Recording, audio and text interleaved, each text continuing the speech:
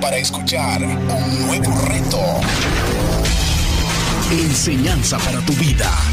Principios que forjarán tu carácter. Palabras que te alientan. Bienvenidos al Tabernáculo Bíblico Seguidores de Jesús. Escucha Palabra de Dios.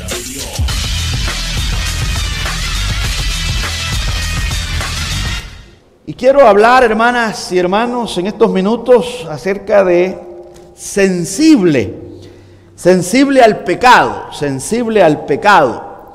Mientras usted busca Lucas, capítulo 5, versículo del 1 al 8, búscalo y ponga ahí, bien pone su dedo o el apuntador, el divisor, como tenemos por ahí también, que le puede servir un marcador como este, para que no se le vaya a mover y así tenerlo listo para cuando nos toque hacer la lectura. Damos la bienvenida también a los hermanos que se unen en El Salvador con nosotros todos los domingos hasta allá, San Miguel. Y me da mucho gozo que los hermanos se deleitan todos los domingos, se unen. Ahí está mi hermano, mi madre, mi cuñada, mis sobrinas, mis sobrinos y mis tíos y tías y amigos y amigas. Qué gozo me da, hermanas y hermanos, tanto los que estamos aquí presentes como los que están en diferentes lugares, el poder unirnos a través de las plataformas digitales. Vamos a orar, vamos a pedirle a nuestro Dios que nos guíe y luego leemos Lucas 5 del 1 al 8. Padre, gracias te damos en esta hermosa ocasión, Señor, por este gran privilegio que nos has dado de poder reunirnos este día. Aquí estamos, Señor, celebrando a Cristo. Gracias, muchas gracias, Señor, por hacernos parte de esta gran celebración. Ayúdanos, ayuda al expositor, Señor, ayuda también a cada uno de mis hermanos para que podamos juntos deleitarnos, edificarnos, nutrirnos con tu palabra. Bendice al pueblo de Israel, concédele esa paz dentro de los muros de Jerusalén. Ayúdalo, Dios. Y gracias te damos, en Jesús oramos, Señor nuestro, amén y amén. Así dice la palabra de nuestro Dios. Aconteció, estando Jesús junto al lago de Genezaret, el gentío se agolpaba sobre él para oír la palabra de Dios. Y vio dos barcas que estaban cerca de la orilla del lago. Y los pescadores, habiendo descendido de ellas, lavaban sus redes. Y entrando en una de aquellas barcas, la cual era de Simón, le rogó que la apartase de tierra un poco. Y sentándose, enseñaba desde la barca a la multitud. Cuando terminó de hablar, dijo a Simón: boga mar adentro y echad vuestras redes para pescar. Respondiendo Simón, le dijo: Maestro, toda la noche hemos estado trabajando y nada hemos pescado, mas en tu palabra echaré la red. Y habiéndolo hecho, encerraron gran cantidad de peces y su red se rompía. Entonces hicieron señas a los compañeros que estaban en la otra barca para que viniesen a ayudarles. Y vinieron y llenaron ambas barcas de tal manera que se hundían. Viendo esto, Simón Pedro cayó de rodillas ante Jesús diciendo: apártate de mí, Señor, porque soy hombre pecador. Puede tomar su lugar, amados hermanos y hermanas. Sensible al pecado. El pecado, hermanas y hermanos, amigas y amigos, es como una serpiente. Se cuenta de un hombre que llegó a Alaska e iba caminando sobre la nieve. De pronto este hombre se dio cuenta que algo se movía debajo de la nieve y la curiosidad lo llevó a escarbar. ¡Oh, qué sorpresa!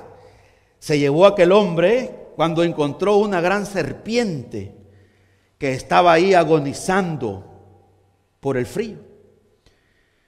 Aquel hombre tuvo lástima y pensó, voy a ayudar a esta serpiente, y buscó un pedazo de madera y apartó la nieve y sacó a como pudo la serpiente y la puso en sus brazos, luego la acercó a su cuerpo y le dio calor. Después de unos minutos de haberle dado mucho calor, la serpiente se recuperó. Y cuando el animal sintió que estaba bien, recuperó su instinto animal y atacó al hombre y lo mordió. Después de unos minutos de lamento, de dolor, de quejido, de lloro, el veneno que había introducido la serpiente en el cuerpo de aquel hombre terminó matando al hombre. Hermanas y hermanos, eso es lo que hace el pecado con el hombre. El pecado es mortal, es letal.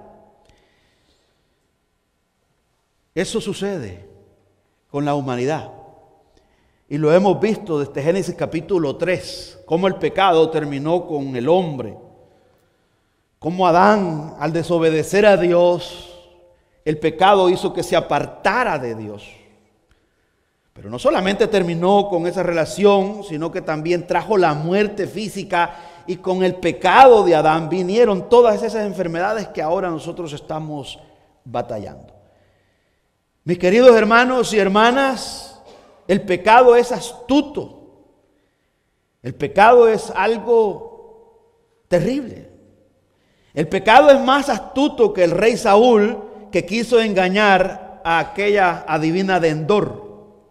Dice la Biblia que se vistió para tratar la manera de que no lo reconociera, pero el pecado terminó con Saúl. El pecado es más listo que David, que cuando se dio cuenta que aquella mujer había quedado embarazada, emborrachó a Urías. No le funcionó la estrategia. El pecado lo dominó a David. Jeremías capítulo 17 versículo 9 dice: engañoso es el corazón más que todas las cosas y perverso, ¿quién lo conocerá?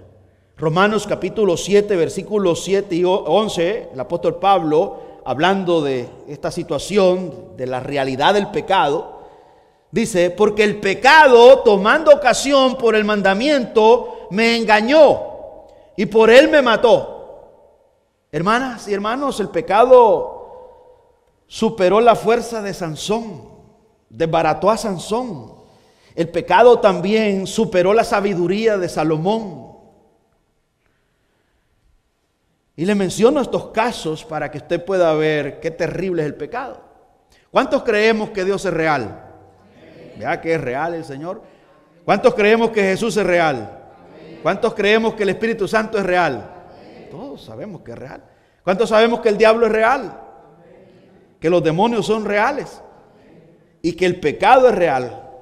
El pecado es real. El pecado ha sido derrotado, hermanas y hermanos, por medio de Cristo. Fue vencido. Ya el pecado ya no se enseñorea de nosotros. Perdió su dominio, pero sigue vivo. Y alguien dijo que el pecado es como una serpiente venenosa que se le cortó la cabeza, pero ahí siguen los colmillos, sigue el veneno en su cabeza, que si lo muerde, lo mata. Pecado, la palabra más común para pecado en el Antiguo Testamento, en el hebreo, es la palabra ata. Y hay muchas palabras más en el hebreo para describirnos lo que es esta palabra pecado. Significa no dar el blanco, errar el blanco. Es decir, no damos a Dios. Dios es el blanco que todas nuestras obras deben de apuntar, pero a pesar de que el hombre piense que son buenas, esas obras, como puede ser el donar un riñón, el donar sangre, el donar incluso hasta su corazón a otra persona para que viva, esas obras llevan pecado si no se hacen para la gloria de Dios. Pero son buenas obras ante los ojos de la sociedad, son sublimes para la sociedad. Pero para Dios, aquello que la gente, los seres humanos tienen como sublime, para nuestro Dios es abominación. La palabra pecado, hermanas y hermanos, en el griego es la palabra martilla. y significa no dar en el blanco. El pecado, como lo he dicho, ha terminado con personas, familias, con países enteros, con generaciones. Acabó con Adán y su familia, acabó con Caín y su familia, acabó con la generación de Noé cuando vino el diluvio. Estaba lleno de violencia en la tierra y por eso vino el diluvio como justicia. Y solo Noé y su familia escaparon por la gracia de nuestro Dios. El pecado acabó con Sodoma y Gomorra. Dice Génesis 13:13 que los habitantes de Sodoma y Gomorra eran pecadores en gran manera. Usted lo puede leer ahí en su casa, Génesis capítulo 13, versículo 13. El pecado sigue, hermanas y hermanos, matando gente hasta el día de hoy. No es cuestión de subestimarlo. Creo que la trampa en la que caemos nosotros los cristianos es que pensamos que el pecado es cualquier cosa. No, con el pecado no se puede bromear. El pecado te desbarata. Y lo más terrible es que el pecado trae dolor. Las consecuencias del pecado son tremendas. Romanos 3:23 dice, porque la paga del pecado es muerte, mas la dádiva de Dios es vida eterna en Cristo Jesús, Señor nuestro. Hermanas y hermanos, existen dos clases de receptores del pecado en el mundo. Por un lado están las personas incrédulas, las personas que no han creído todavía en Cristo. Esa clase de personas son esclavos del pecado. Por eso ese es su hábitat. Son esclavos, el pecado manda. Lo dice la Biblia, no lo dice este servidor, lo dice Jesús, Juan 8:34. Jesús le respondió, de cierto os digo, que todo aquel que hace pecado, todo aquel que practica el pecado, esclavo es del pecado. El pecado es el amo. El pecado manda sobre el incrédulo. Y le engaña, como lo vimos en Romanos 7:11, el pecado me engañó, dijo el apóstol Pablo. El pecado le engaña, le trae placer, diciéndole que esa es la felicidad. Fuma droga y sé feliz, le dice el pecado. Aquí está la droga. El hombre viene, la consume y piensa que eso le trae felicidad, le trae un momento de placer, pero es temporal. Y lo engaña. Entonces el hombre consume la droga y luego se vuelve adicto. Y la adicción, para salir de ahí, solo Dios los puede liberar. Y hay muchos hombres que han muerto adictos a la droga, a la cocaína, a la heroína. Otros están adictos al licor. Otros están adictos a la nicotina, al cigarro, a la marihuana. Otros están adictos al sexo ilícito y no pueden parar, otros a la pornografía, otros al robo, otros a la música. Y la gente dice, no, pero eso es normal, todo el mundo lo hace. Ese es el engaño del pecado. Y las personas no entienden que son esclavos del pecado. Esa es su naturaleza, quedó esclavizada. Dice Jeremías 13:23, ¿mudará el etíope su piel? Es una pregunta. ¿Y el leopardo sus manchas? El etíope es un hombre o una mujer de piel, digamos, de color negro, de color así como su servidor, trigueño. ¿Cómo yo puedo cambiar el color de mi piel? Esa es la pregunta. ¿Mudará el etíope su piel? Para mudar el color de mi piel y ser blanco y tener cabello rubio y tener ojos azules, debo de quitarme todo, pero en lo que me quito la piel me muero. No hay cómo salgo de ahí. Esa es mi naturaleza. Y luego Jeremías dice, el leopardo sus manchas. Pone dos ejemplos, un ejemplo humano y un ejemplo de animal. Y él dice, esa es su naturaleza. Y luego dice, así también podréis vosotros hacer bien estando habituados a hacer el mal.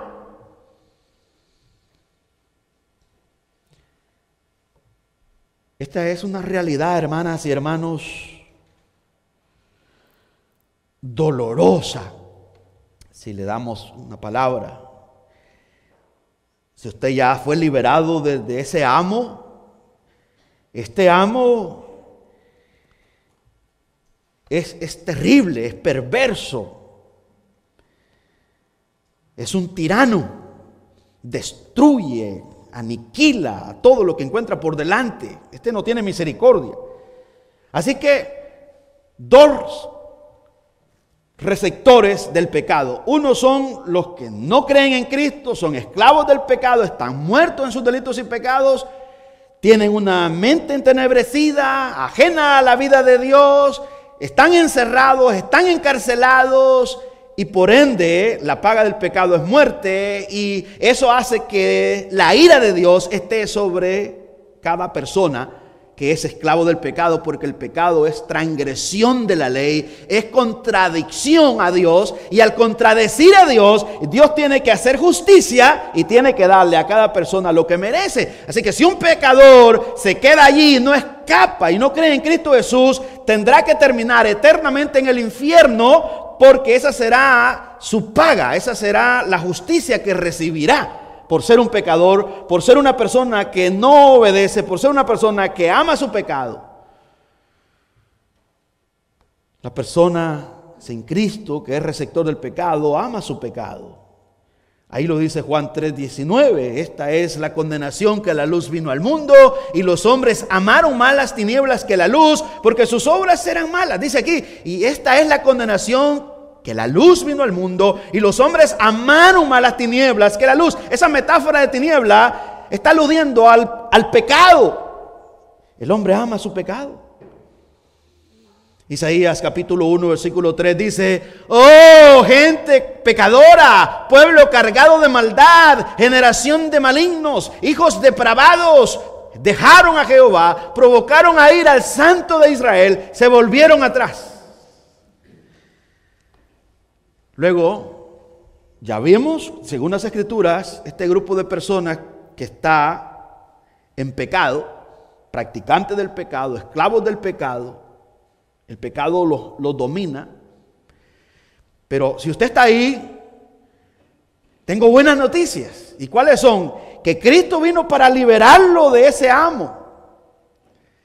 Cristo vino para que usted sea libre, para eso murió. Los pecados de usted lo llevaron a Cristo, mis pecados mataron a Cristo, Él pagó en la cruz. Por eso es que Dios puso los pecados suyos y los míos en Cristo, para castigar el pecado, para que usted quede libre por medio de Jesús. No hay otra alternativa, no hay otra salida, querido amigo y amiga, solo Jesús. Esa es una buena noticia.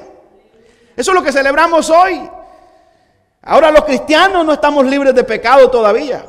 El pecado sigue con nosotros, pero ya hemos sido perdonados. Pero vamos a batallar contra este cochino pecado, si pudiéramos despreciarlo así, hasta que muramos o hasta que Cristo vuelva.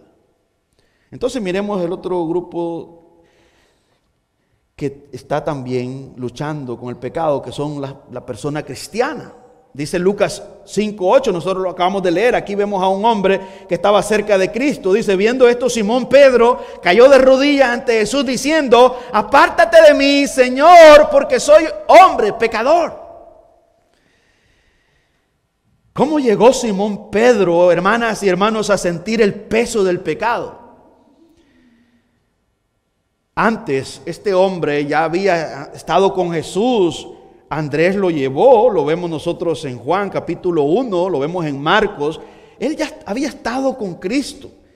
Y en segunda instancia también Jesús estuvo en la casa de Pedro y sanó a la suegra de Pedro. Pero esos milagros no habían impactado la vida de Pedro de tal manera como lo sucede aquí en este pasaje, que vemos a este hombre que cae a los pies de Jesús y reconoce que está sucio y que Jesús es puro. ¿Cómo es que llegamos ahí? Bueno, empecemos viendo algunas cosas que la Biblia nos dice. ¿Por qué razón Pedro llegó a ese punto? En primer lugar, Jesús le predicó. Pedro le concedió el barco, y ahí, mientras él estaba lavando las redes con sus compañeros, no escapó al mensaje de Jesús. Es decir, que Jesús es la fuente de la verdad, y esa verdad traspasó el corazón de Pedro al escuchar él. Hermanas y hermanos, la enseñanza de Jesús es así como él es convencido y luego, por la misma enseñanza de Jesús, él puede contemplar la majestad de Cristo y puede ver algunos aspectos que revelan la deidad de Jesús, al mismo Dios hecho hombre.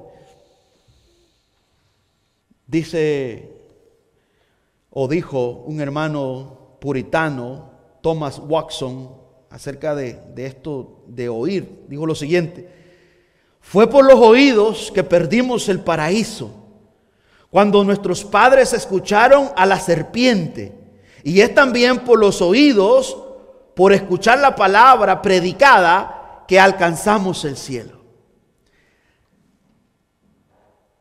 De tal manera, hermanas y hermanos, que Pedro, al escuchar la enseñanza de Jesús, fue como él pudo percibir la majestad. Lucas 5, versículo 1 en adelante dice: aconteció que estando Jesús junto al lago de Genesaret, el gentío se agolpaba sobre él para oír la palabra de Dios. Y vio dos barcas que estaban cerca de la orilla del lago. Y los pescadores, habiendo descendido de ellas, lavaban sus redes. Y entrando en una de aquellas barcas, la cual era de Simón, le rogó que la apartase de tierra un poco. Y sentándose, enseñaba desde la barca a la multitud. Hermanas y hermanos, amigas y amigos, la palabra predicada por Jesús traspasó el corazón de Pedro. Lo vemos en una expresión de Pedro en Juan 6:68. Dice: le respondió Simón Pedro: Señor, ¿a quién iremos? Tú tienes palabra de vida eterna. Eso es lo que hace cambiar nuestra vida cuando escuchamos la palabra viva de Dios. Y eso sucedió en Pedro. En segunda instancia, Pedro vio la omnisciencia de Jesús. Se dio cuenta que Jesús lo sabe absolutamente todo, como el Padre Celestial. Lucas capítulo 5, versículo 4 y 5 dice: cuando terminó de hablar, dijo a Simón: boga mar adentro y echad vuestras redes para pescar. ¿Cómo es posible que aquellos hombres que habían estado trabajando toda la noche estaban frustrados? Y ahí Pedro se lo dice. Jesús le da una seguridad y le dice que hay peces, que él sabe dónde están los peces. Eso impresionó a Pedro.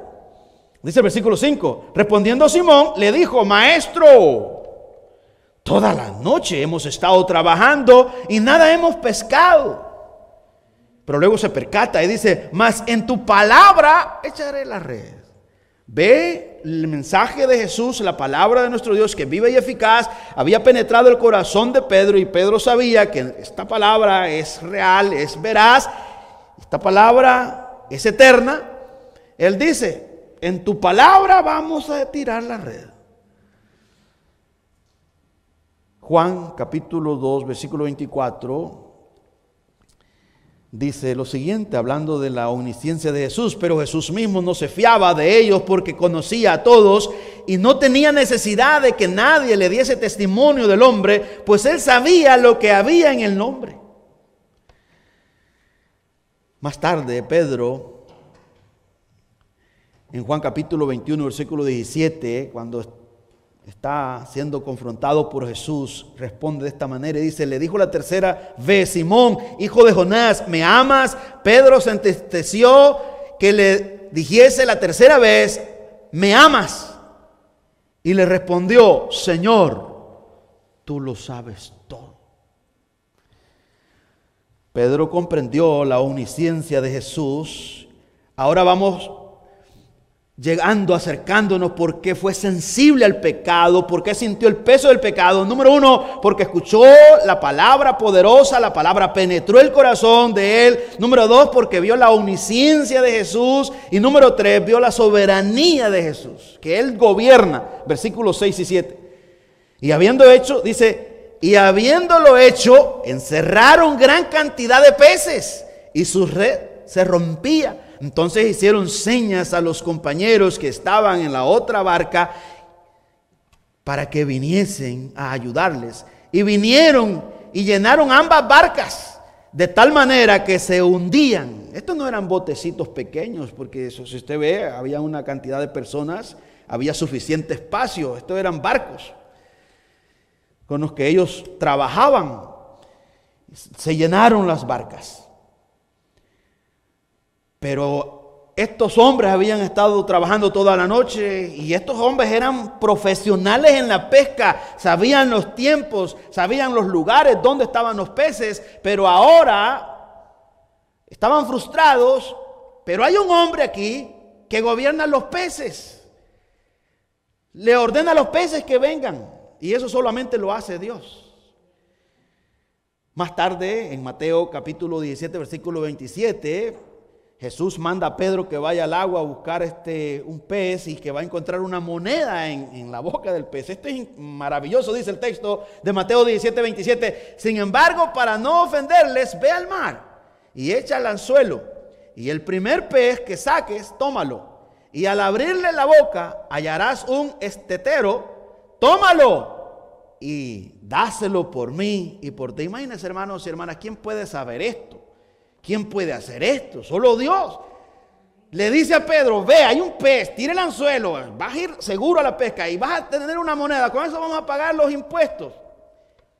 ¿Cómo no iba a quedar impactado Pedro con este hombre maravilloso que es Cristo Jesús? Eso lo vemos en el Antiguo Testamento, cuando Dios preparó un gran pez para que tragara a Jonás. Dice Jonás 1:17, pero Jehová tenía preparado un gran pez que tragase a Jonás, los peces.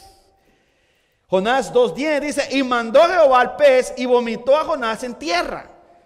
¿Qué vemos en el Nuevo Testamento? Lo mismo que vemos en Jonás. Vemos la soberanía de Dios, que Dios gobierna. Soberanía quiere decir que Él tiene la supremacía, el gobierno total. Él gobierna al hombre, gobierna todas las especies, la naturaleza. Eso fue lo que impactó a Pedro, la soberanía de Cristo. Y en tercer lugar, Pedro vio la santidad de Jesús. Eso lo estremeció. Porque si hay algo que sacude, hermanas y hermanos, a nuestros seres cuando contemplamos la pureza de nuestro Dios. Eso le pasó a Isaías. Isaías, cuando tuvo aquella visión y vio la grandeza, la majestad y aquellos querubines diciendo santo, santo, santo 3 veces, él lo único que hizo fue decir, soy hombre muerto. Lucas 5:8. Y viendo esto, Simón Pedro cayó de rodillas ante Jesús diciendo, apártate de mí, Señor, porque soy hombre pecador. Simón Pedro, su nombre completo, como en Mateo 16:16, hermanas y hermanos, en ambos casos, este discípulo derrama su corazón en una humilde confesión y adoración a los pies de Cristo. En Mateo 16:16 dice, respondiendo Simón Pedro, dijo, tú eres el Cristo, el Hijo del Dios viviente. Oh, hermanas y hermanos, ha sido mi oración esta semana que nosotros tengamos ese sentir que tuvo el apóstol Pedro de caer a los pies de Jesús de esa manera y ser sensible al pecado. Cuando uno, hermanas y hermanos, es confrontado con Jesús, es imposible permanecer neutral. Es imposible poder uno quedar ahí en duda. Uno es impactado de una forma o de otra. La Biblia dice que las personas que se encontraron con Jesús, sus enemigos reaccionan ante sus milagros con odio o con injurias. Sus verdaderos discípulos reaccionan con respeto y reverencia. Ellos, hermanas y hermanos, se inclinan y adoran. Los verdaderos seguidores de Jesús, lo vemos en la Biblia. Los hombres que tuvieron un encuentro con el verdadero Dios, con el único Dios. Por ejemplo, Abraham, cuando tuvo un encuentro con Dios, se humilló. Manoa y su esposa, en el libro de Jueces 13, lo vemos también cuando tienen esa visión del nacimiento de Sansón. Lo vemos en Job 42, versículos 5 y 6. De oídas te había oído, mas ahora mis ojos te ven. En Isaías 6:5. Lo vemos en Juan, en Apocalipsis. Juan quedó como muerto cuando vio la majestad de Jesús. Lo vemos en el pueblo de Israel, en Éxodo 20:19 y Deuteronomio 5:25. Lo vemos en las naciones, en Isaías 64:2. Cuando tenemos un encuentro con el único Dios verdadero, es como sentimos el peso de nuestro pecado. Y aquí para concluir, ¿quién es sensible al pecado? Lucas 5:8 dice, viendo esto, Simón Pedro cayó de rodillas ante Jesús diciendo, apártate de mí, Señor, porque soy hombre pecador. Hermanas y hermanos, el creyente maduro es sensible al pecado porque sabe que contrista al Espíritu Santo. Cada vez que usted sienta y pueda discernir el pecado, eso quiere decir que usted está madurando, porque usted puede ver la santidad de Dios y usted no quiere contristar al Espíritu Santo, de acuerdo a Efesios 4:30. El creyente maduro es sensible al pecado porque deshonra a Dios. 1 Corintios 6:19-20. El creyente maduro, hermanas y hermanos, es sensible al pecado porque el pecado impide que sus oraciones sean contestadas, de acuerdo a 1 de Pedro 3:12. El creyente maduro es sensible al pecado porque el pecado hace que su vida perezca de poder espiritual, de acuerdo a 1 de Corintios capítulo 9, versículo 27. Es el creyente espiritual, hermanas y hermanos, que es sensible al pecado porque es un estorbo para las cosas buenas que vienen de parte de Dios. Jeremías capítulo 5, versículo 25. Es el creyente maduro el que es sensible al pecado porque le quita el gozo de la salvación, de acuerdo al Salmo 51, versículo 12.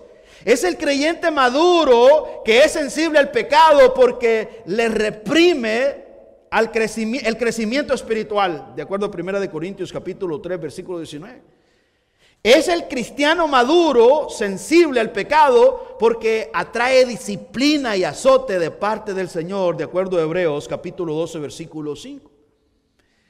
Hermanas y hermanos, es cuando hemos alcanzado un nivel de madurez, y esa madurez no se alcanza cuando tenemos 30 o 40 años en el cristianismo. Esa madurez se alcanza de acuerdo a cuánto nos exponemos a escuchar la palabra de nuestro Dios, a cuánto creemos la palabra y en cuánto la obedecemos. Es así como vamos madurando, porque la Biblia lo dice, que el crecimiento del justo es como la luz de la aurora, que va en aumento hasta que el día es perfecto. ¿Cuánto lo creemos? Hermanas y hermanos, ¿quiénes son sensibles al pecado? El creyente maduro es sensible al pecado porque le impide que se convierta en un instrumento honroso y útil en las manos de su Señor, de acuerdo a 2 de Timoteo capítulo 2, versículo 21. El creyente espiritual es sensible al pecado porque contamina el compañerismo con sus hermanos, de 1 de Corintios 10, 21. El creyente maduro es sensible al pecado porque impide su participación apropiada en la santa cena del Señor, de acuerdo a 1 de Corintios 11, 28 o 29.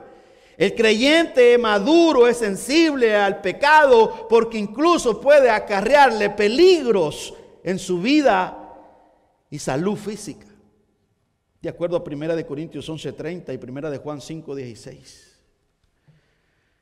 Hermanas y hermanos, la vida del cristiano es como un jardín.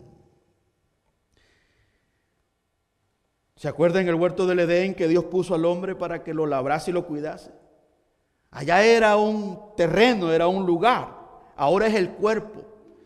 Dios ha plantado un jardín y se lo ha dado a usted y le ha dado la responsabilidad a usted y me ha dado a mí mi responsabilidad para que en este jardín nosotros arranquemos la maleza continuamente, porque el pecado es como la maleza, como la mala hierba que está naciendo siempre. Sale la hierba, sale la grama en el jardín, salen las flores, pero juntamente viene la maleza, y si usted no arranca la maleza no va a tener flores.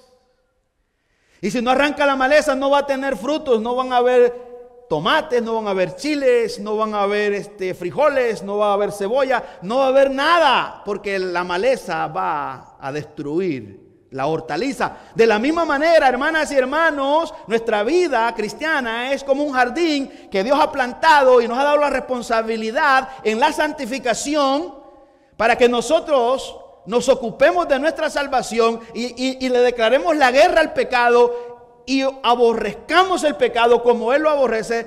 ¿Y por qué debo de aborrecer el pecado? Porque no le va a traer nada bueno.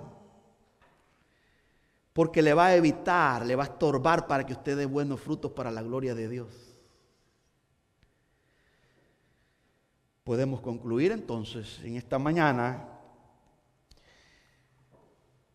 que gracias a Dios, que a pesar de que el pecado sigue con nosotros, nos ha dado la victoria por medio de Cristo Jesús.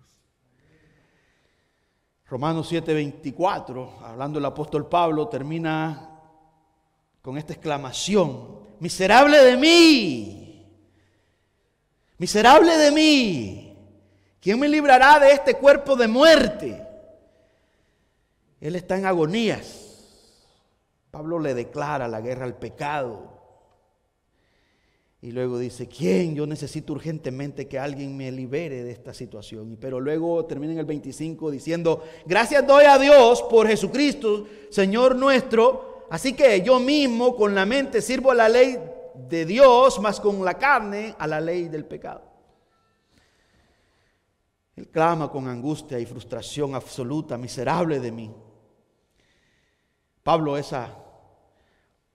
pasa, hermanas y hermanos, a continuación a hacer una pregunta cuya respuesta conoce muy bien. Él la sabe: ¿quién me librará de este cuerpo de muerte? Esa palabra librará en el griego es rumai, que significa y tiene la idea básica de rescatar de peligro, y se empleaba para aludir a un soldado que iba hasta el lugar donde se encontraba un compañero, un camarada herido en el campo de batalla, para luego llevarlo como fuera posible hasta un lugar seguro. Entonces el apóstol Pablo está diciendo: por favor, que alguien venga a liberarme de esta situación. Se ha dicho que en Tarso, el lugar donde era Pablo, en cierta tribu, unos hombres fueron condenados porque cometieron homicidios, y aquella población les aplicó una ley horrenda. Se dice que aquellos hombres, aquellos homicidas, se les amarró el cuerpo de aquel que habían matado como una forma de castigo, de pena de muerte. Aquel cuerpo que entró en putrefacción en aquellos homicidas, en pocos días, sin duda, algunos perecieron porque la contaminación de aquel cuerpo que se deshizo en sus hombros, pues trajo bacterias y virus y mató a aquellos hombres. Se cree que el apóstol Pablo trae esa idea de eso que sucedió en esa tribu, una aplicación horrible, espantosa, que se le aplicó a esos homicidas, y él, para aludir a la idea de la batalla que tenemos nosotros de este cuerpo pecaminoso. El enemigo número uno que tenemos nosotros es nuestra carne. Él exclama y dice: gracias a Dios por Jesucristo, con mi hombre interior, con la nueva criatura, yo me deleito, y hace mención de la mente, con mi mente, aludiendo al hombre interior, la nueva criatura dice: yo con mi mente me deleito, amo la palabra, tengo hambre de justicia, como dice el Sermón del Monte: bienaventurados los que tienen hambre de justicia, porque ellos serán saciados. Pero luego dice: pero en mis miembros, en mi carne, hay algo que aborrezco. Con eso no quiero más. Hermanas y hermanos, en conclusión, nosotros podemos terminar como el apóstol Pablo en esa porción. El apóstol Pablo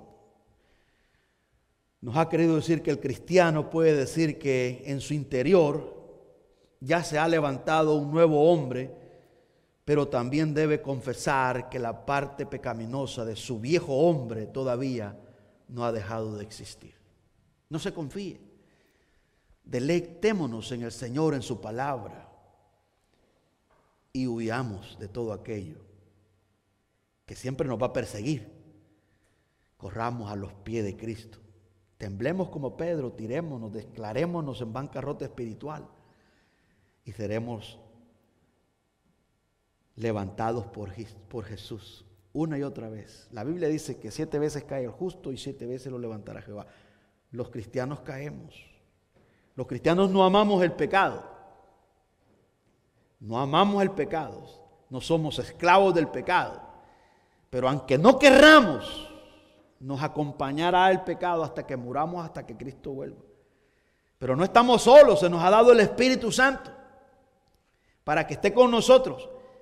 Y para que nosotros podamos siempre mantenernos viendo a Cristo, y la Biblia dice que en Cristo somos más que vencedores, porque separados de Jesús, hermanas y hermanos, el pecado nos va a aniquilar, nos va a derrotar, pero unido a Cristo, Jesús lo derrotó, y si Jesús lo derrotó, nosotros estamos seguros que también lo vamos a derrotar todos los días, pero en Cristo, es Cristo venciendo el pecado. No fue David que venció al Goliat, fue Dios que venció a Goliat por medio de David. No somos nosotros con nuestra fuerza que vencemos y resistimos a este vendaval de pecados que se viene continuamente, que nos bota una y otra vez. Es Cristo en nosotros que nos mantiene en pie y podemos cantar, y por eso estamos aquí esta mañana diciendo: no a nosotros sea dada la gloria, sino a Cristo sea dada la gloria por su misericordia y por su verdad. ¿Lo creemos? Démosle un buen aplauso a Cristo. Amigos, corran a Cristo, vengan a Cristo. Él murió por usted, por mí, y Él ha dado la victoria contra el pecado a todo aquel que cree. Él da vida eterna. Él es el único que reconcilia, Él es el único que salva, Él es el único que cambia al hombre. Él me está transformando a mí, y si lo está haciendo conmigo, lo hará con usted. Cristo es la mayor necesidad que tenemos, como predicaba el pastor Luis el domingo pasado. La mayor necesidad que tenemos es Cristo en nosotros, por causa del pecado que heredamos y el pecado que practicamos. ¿Lo creemos? Oramos. Señor, gracias. Gracias por escuchar este mensaje. Esperamos que haya sido de edificación para su vida. Si usted no conoce de Jesús y en este día está arrepentido de sus pecados, ore de esta manera: Señor Jesús, en este momento me arrepiento de mis pecados.